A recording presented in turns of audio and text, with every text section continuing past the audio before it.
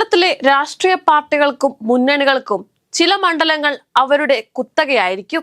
അതിനി ഏത് തെരഞ്ഞെടുപ്പായാലും അതാത് സ്ഥലത്ത് നിന്ന് ഉയർന്നു വന്ന നേതാക്കളും ജാതി സമവാക്യങ്ങളും സാമുദായിക സംഘടനകളും മണ്ഡലത്തിൽ കൃത്യമായ രാഷ്ട്രീയ സ്വാധീനം ചെലുത്തുന്നുണ്ട്. അത്തരത്തിൽ കോഴിക്കോട് ജില്ലയിൽ ഇടതിന്റെ ഉറച്ച കോട്ടകളിലൊന്നാണ് ബേപ്പൂർ, ചെറുവണ്ണൂർ, നല്ലളം, കടലുണ്ടി, ഫറൂഖ്, രാമനാട്ടുകര എന്നീ ഗ്രാമപഞ്ചായത്തുകൾ ഉൾപ്പെട്ടതാണ് ബേപ്പൂർ നിയമസഭാ മണ്ഡലം. ഈ മണ്ഡലത്തിൽ ഒന്നൊഴികെ മറ്റൊരു തെരഞ്ഞെടുപ്പിലും CPM-ന് തിരിഞ്ഞു നോക്കേണ്ടി വന്നിട്ടില്ല. 1977 തെരഞ്ഞെടുപ്പിൽ കോൺഗ്രസ് വിജയിച്ചതൊഴിച്ചാൽ പിന്നീട് നടന്ന എല്ലാ തെരഞ്ഞെടുപ്പുകളിലും ഇടതുപക്ഷത്തിനായിരുന്നു വിജയം. 1982 K. മൂസക്കുട്ടി വിജയിച്ചതു മുതൽ ഇന്ന് വരെ ഒരു തെരഞ്ഞെടുപ്പിലും LDF മണ്ഡലത്തിൽ പരാജയപ്പെട്ടിട്ടില്ല. കോഴിക്കോട് കോർപ്പറേഷനിലെ ചില ഭാഗങ്ങളും ഫറൂഖ്, കടലുണ്ടി മുനിസിപ്പാലിറ്റികളും രാമനാട്ടുകര ഗ്രാമപഞ്ചായത്തുകളുമാണ് ബേപ്പൂർ മണ്ഡലത്തിന്റെ ഭാഗമായുള്ളത്. കഴിഞ്ഞ തദ്ദേശ തെരഞ്ഞെടുപ്പിലടക്കം മേഖലയിൽ നേട്ടമുണ്ടാക്കിയതാണ് ഇടതുപക്ഷത്തിന്റെ ആത്മവിശ്വാസം വർദ്ധിപ്പിക്കുന്നത്. 2021 നടന്ന നിയമസഭാ തെരഞ്ഞെടുപ്പിൽ CPM സ്ഥാനാർത്ഥി PA മുഹമ്മദ് റിയാസാണ് മണ്ഡലത്തിൽ നിന്ന് ജയിച്ചു കയറിയത്. കോൺഗ്രസ് സ്ഥാനാർത്ഥി PM നിയാസുമായി നടന്ന ശക്തമായ മത്സരത്തിൽ 82,165 വോട്ടുകളുടെ ഉജ്ജ്വല വിജയമാണ് അന്ന് റിയാസ് സ്വന്തമാക്കിയത്.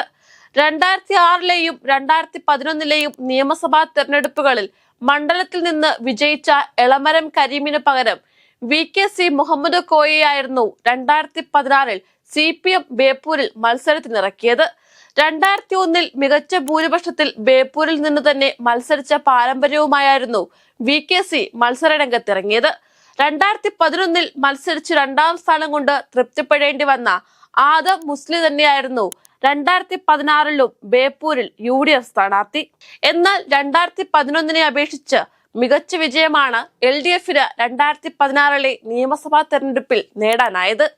എളമരം കരീമിന്റെ ഭൂരിപക്ഷം ഇരട്ടിയായി ഉയർത്തിയ VKC മുഹമ്മദ് കോയ 69,114 വോട്ടിന്റെ ഭൂരിപക്ഷത്തിലാണ് വിജയിച്ചത്.